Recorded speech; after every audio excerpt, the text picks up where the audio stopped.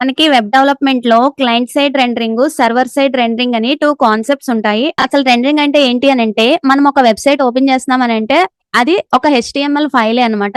So, ఆ HTML ఫైల్‌లో ఏదైతే డేటా ఉంటుందో దాన్ని జనరేట్ చేసి బ్రౌజర్‌లో ఇలా చూపించే ప్రాసెస్‌నే రెండరింగ్ అని అంటారు. మనకి మోస్ట్ ఆఫ్ ది వెబ్‌సైట్స్‌లో కంటెంట్ అనేది ఫిక్స్‌డ్ ఉండదన్నమాట. అది డైనమిక్‌గా ఉంటుంది. ఫర్ ఎగ్జాంపుల్ కామర్స్ వెబ్‌సైటే తీసుకుంటే దాంట్లో ప్రొడక్ట్స్ డేటా అనేది డైనమిక్ అన్నమాట.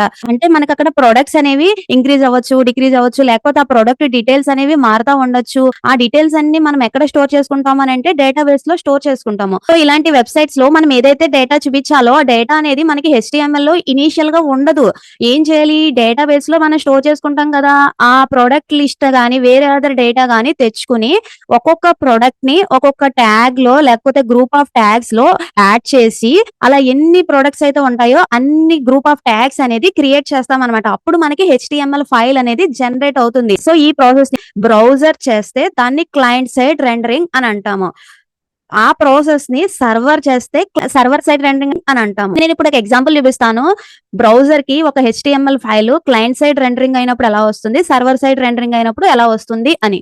ఇక్కడ నేను ఒక ట్యాగ్ తీసుకున్నా అన్ఆర్డర్ లిస్ట్ అని చెప్పి. దాని లోపల నాకు ప్రొడక్ట్స్ ఏమీ లేవు. ఎందుకంటే ఆ ప్రొడక్ట్స్ డేటా అనేది డైనమిక్‌గా రావాలి. ఆ ప్రొడక్ట్స్ డేటా ఫిక్స్‌డ్ అంటే ఏంటి? ఫర్ ఎగ్జాంపుల్ నాకు ఒక 5 6 ప్రొడక్ట్స్ ఉన్నాయంటే నేను ఏం చేయాలి? ఇక్కడే రాసేసుకోవాలి.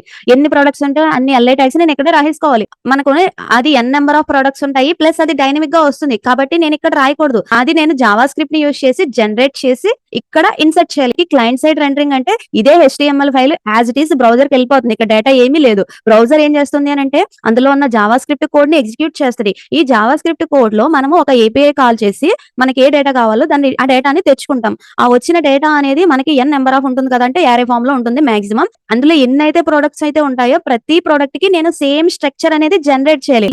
కాబట్టి మనము for of loop, for in loop లేకపోతే ఫర్ ఈచ్ మెథడ్ ఇలా యూజ్ చేయాలన్నమాట. బ్రౌజర్‌కి ఈ ఫైల్ వెళ్తుంది కదా! బ్రౌజర్ ఈ జావా స్క్రిప్ట్ కోడ్‌ని ఎగ్జిక్యూట్ చేసి ఆ ట్యాగ్స్ మొత్తాన్ని క్రియేట్ చేసి ఈ అన్ఆర్డర్ లిస్ట్‌లో ఇన్సర్ట్ చేస్తుంది కదా!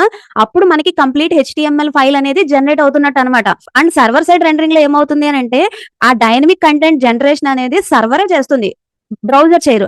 అక్కడ కూడా ఏమవుతుందంటే డేటాని తెచ్చుకొని ఇటరేట్ చేసి ఆ ట్యాగ్స్ అనేవి క్రియేట్ చేసి ఇన్సర్ట్ చేస్తాం. కానీ ఈ ప్రాసెస్ అంతా ఎవరు చేస్తారంటే సర్వర్ చేస్తుంది. సర్వర్ చేసేసి ఫైనల్‌గా ఏదైతే హెచ్‌టీఎంఎల్ వస్తుందో దాన్ని బ్రౌజర్‌కి పంపిస్తుందన్నమాట. ఫర్ ఎగ్జాంపుల్ సర్వర్ సైడ్ రెండరింగ్‌లో ఇక్కడ సర్వర్ అనేది ఒక లాజిక్ ప్రకారం ఇదంతా ట్యాగ్స్ మొత్తాన్ని క్రియేట్ చేసేసి క్రియేట్ అయ్యాక హెచ్‌టీఎంఎల్ ఫైల్ ఈ స్ట్రక్చర్ లో ఉంటుందన్నమాట. అది బ్రౌజర్ కి వెళ్తుందన్నమాట. సర్వర్ సైడ్ రెండరింగ్ అనేది ఇంప్లిమెంట్ చేయాలి అనంటే నెక్స్ట్ జేఎస్ కానీ, నోడ్ జేఎస్ కానీ లేకపోతే పైథాన్, పీహెచ్‌పీ ఇలాంటి సర్వర్ సైడ్ టెక్నాలజీస్ ని యూజ్ చేసి చేయొచ్చన్నమాట.